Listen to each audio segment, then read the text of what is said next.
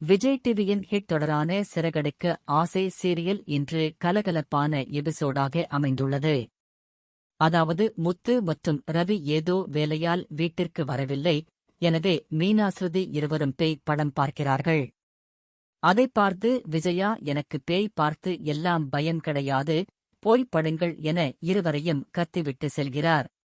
உடனே ஸ்ருதி விஜயாவை பயமுறுத்த பேய் போல் சவுண்ட் வைத்து அவரை பயமுறுத்துகிறார்.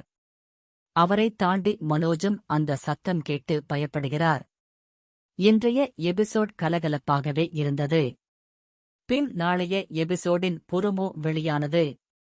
அதில் மீனா கையில் வைத்திருந்த எண்ணெய் ஸ்ருதியால் கீழே விழுகிறது. அந்த நேரம் வேகமாக நடந்து வந்த விஜயா கீழே விழ அவரை பிடிக்க சென்று மீனாவும் விழுகிறார்.